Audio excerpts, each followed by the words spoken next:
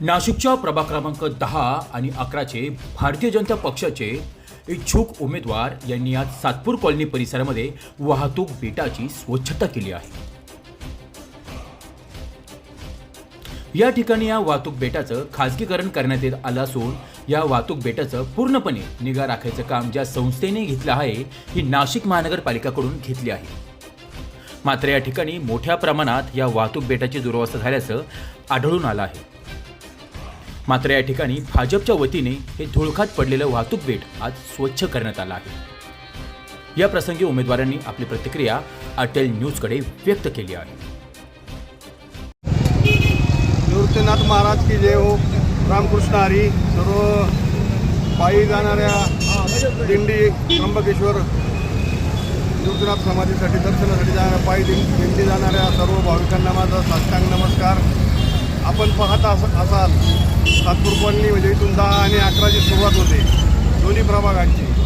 इथं शुभम पार्क म्हणून तुमच्या सगळ्यांना माहिती आहे, शशिकांत जाधव यांनी याची मेंटेनन्सची जबाबदारी घेतली होती। अजून एकदा एक ग्लास पाणीसुद्धा या पुतळ्यावरती टाकलेलं नाही आहे। बघून घ्या, इथं एक संत तुकाराम महाराजांचं एक वारकरी स्टॅच्यू उभा आहे, एक शेतकऱ्यांचा एक स्टॅच्यू उभा आहे आणि एक कामगाराचा स्टॅच्यू उभा आहे। आपला परिसर जो आहे तो तिन्ही मिळून वारकरी संप्रदाय असो, शेतकरी कुटुंब असतील, कर्मचारी किंवा आपले सगळे कंपनीत जाणारे कर्मचारी वर्ग असो, ह्या लोकांचं एक हे श्रद्धास्थान आहे हा कॉर्नर म्हटलं। आणि ज्या शुभम वॉटर पार्कनी याचं मेंटेनन्सची जबाबदारी घेतली होती, अजून तुम्ही कचरा बघून घ्या, आम्ही काढला साफसफाई आता चालू केली आहे।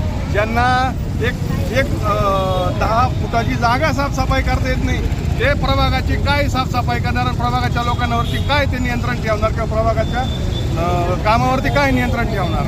माझं हे सर्व नागरिकांना म्हणणं आहे की ज्यांना एक छोटीशी जागेची साफसफाई करता येत नाही ते आमच्या प्रभागामध्ये किती त्यांनी एवढ्या दिवसात कामं केलेली आहे। आणि हे लोक लक्षात घेता लोकांनी सगळ्यांनी सांगून टाकले की हे जे कामाचे लोक आहेत त्यांनाच आम्ही निवडून देणार आहे। आणि इथून पुढं आम्ही वार्डात पण आमच्या साफसफाईचे मोहीम राबवलेले आहे, आम्ही वार्डात पण आमची स्वच्छतेचे मोहीम राबवलेले आहे। आणि आम्ही आता इथून पुढं जबाबदारी घेतो ज्याही ठिकाणी सार्वजनिक पुतळे असतील, ज्याही ठिकाणी सार्वजनिक काही उत्सव असेल तर साफसफाईला स्वतः हे लोक नगरसेवक उभे राहतील आणि स्वतः करतील, एवढं बोलमान दोन शब्द सांगतो। निवृत्तीनाथ यात्रा उत्सव आणि अखंड पूर्ण महाराष्ट्रातून या दिंडी सोहळा त्र्यंबकेश्वर या ठिकाणी जात आहे।